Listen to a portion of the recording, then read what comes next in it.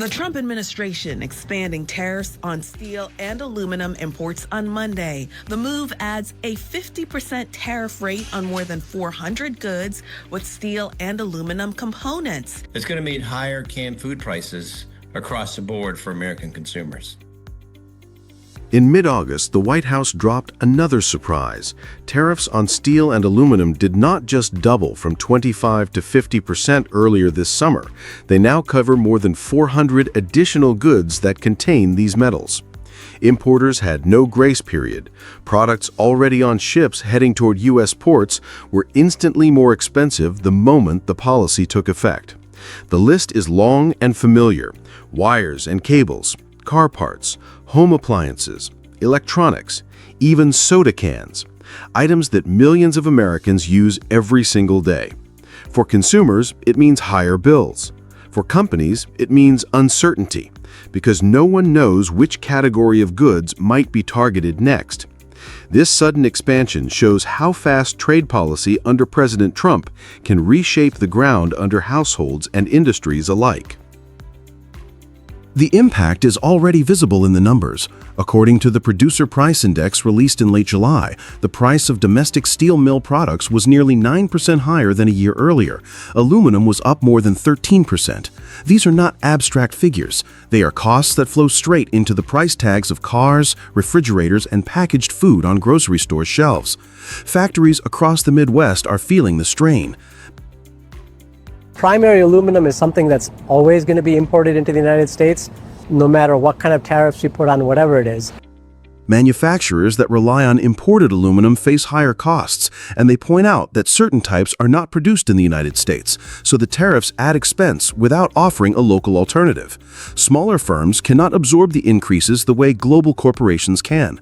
As they scale back, entire communities lose the stable jobs that have sustained American families for decades. Instead of sparking a manufacturing boom, the tariffs are placing new pressure on the very towns they were meant to protect. Across the border, Canada has been moving in the opposite direction. We must reinforce our strength at home. Canada will be introducing a series of countermeasures to protect Canadian steel and aluminum workers and producers. Ottawa responded quickly when Washington first raised tariffs earlier this year.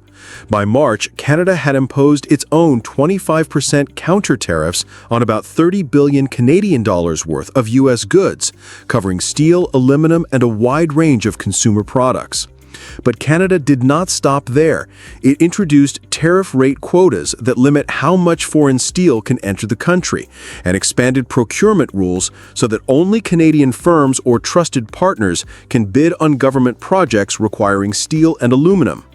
The government also prepared financial support for major aluminum producers if U.S. tariffs remain in place, ensuring that companies like Rio Tinto can maintain operations and jobs. This approach has a clear goal. While tariffs raise costs, Canada is using the moment to strengthen its domestic industry, protect workers, and stabilize supply chains. Ottawa is signaling that it will not simply accept American pressure. It is defending its own market while keeping its industrial core intact. The contrast is striking. In the United States, tariffs were sold as a promise to bring jobs back and make industry stronger. Yet the evidence so far points in the other direction. Higher steel and aluminum costs are feeding into inflation, squeezing companies and forcing layoffs at manufacturing firms that rely on imported metals. For American households, everyday purchases from canned food to family cars are becoming more expensive. Canada, meanwhile, has acted quickly and decisively to protect its own producers. Rather than being cornered, it has turned the trade shock into an opportunity to reinforce its industry. The result is a tale of two strategies. One is creating turbulence for consumers and manufacturers at home. The other is building resilience in the face of pressure. This is the test of tariff politics. Pushed too far, short-term protection ends up hurting the very workers it promised to defend. Trump's trade policy now shows how protection can backfire, raising costs at home while unsettling global commerce.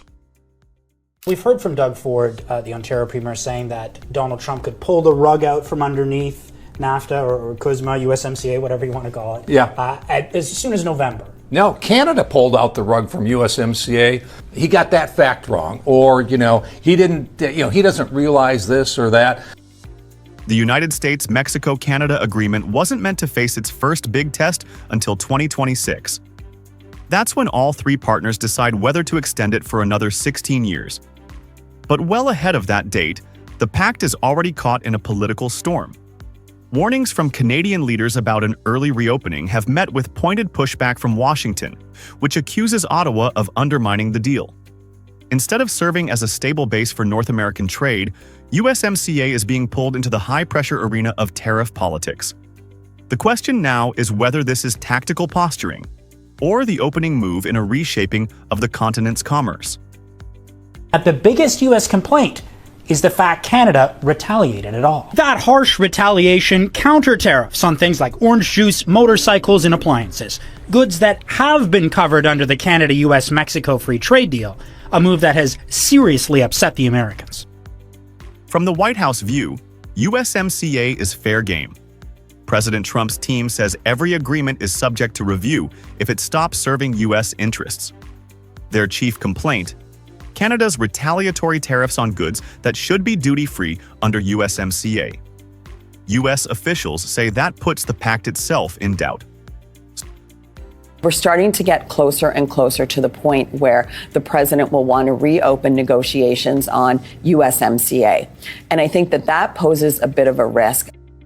So far, Washington has kept exemptions for Canadian goods meeting USMCA rules of origin. Losing those protections would pull a much larger share of trade into the tariff net, on top of the 35% already applied to Canadian exports outside the pact. According to Statistics Canada, 80 to 85% of Canada's exports to the U.S. now qualify for duty-free treatment. Removing that shield would raise costs on both sides, but it would also give Trump another powerful lever, just as he used with the EU, Japan, and South Korea to extract tariff caps and investment pledges. Ottawa is not approaching this from a position of retreat.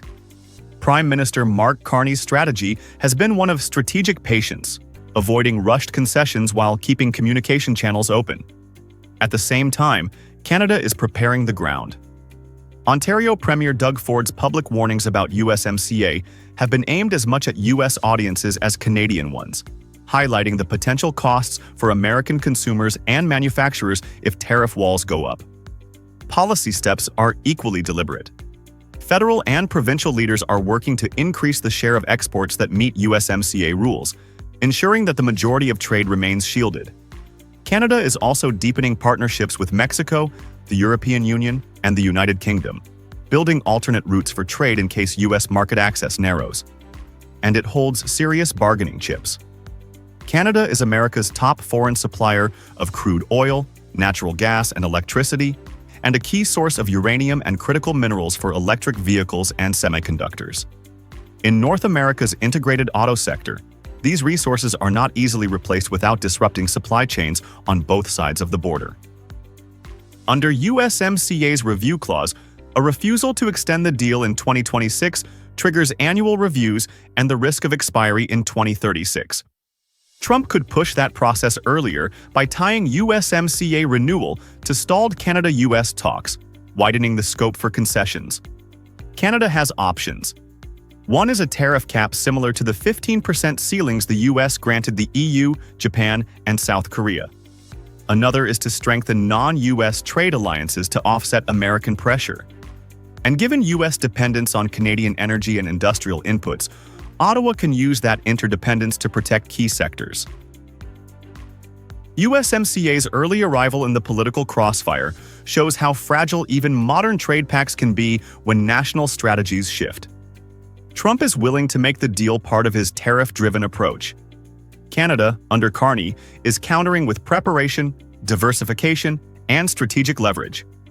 The months ahead will decide if the tension produces a workable arrangement or turns 2026 into a flashpoint for a bigger confrontation.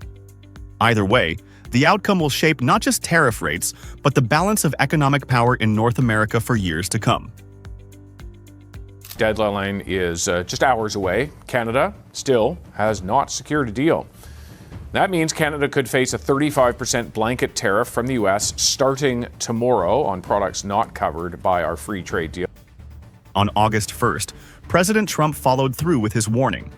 Canada now faces a 35% tariff on goods deemed non-compliant with USMCA. The move was pitched as a power play, a way to punish Canada for dragging its feet on a new trade deal. But when the tariffs landed, something was missing. The most strategically vital sector, Canadian oil, was left untouched.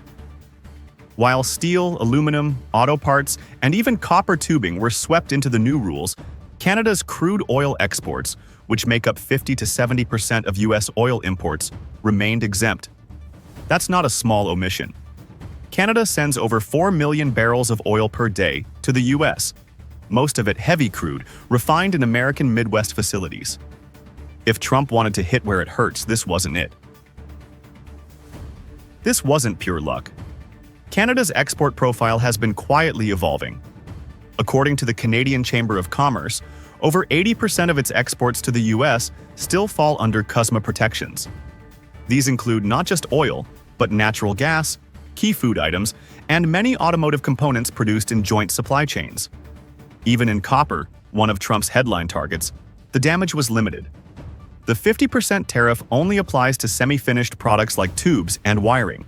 Canada, however, mostly exports cathodes, anodes, and concentrates, forms that remain unaffected. In effect, Trump's copper move sounded louder than it actually struck. By shaping its trade flows around what's already USMCA compliant, Canada didn't just survive Trump's tariff spike, it outmaneuvered it. Does Canada have any leverage in these trade negotiations?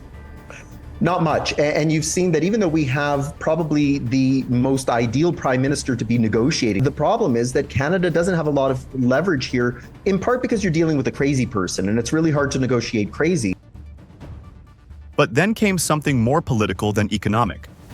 Just hours before the deadline, Trump posted on Truth Social, tying trade negotiations to Canada's recognition of Palestinian statehood.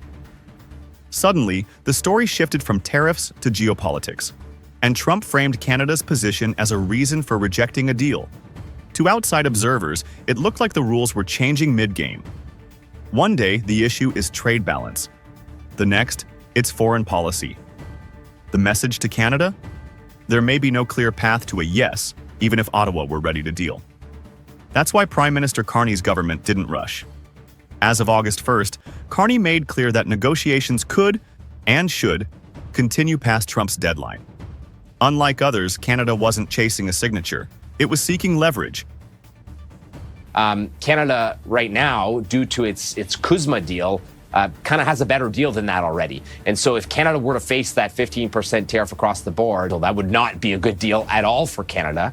And so they're better to take their time and continue to try and effort a deal that will be better for our country.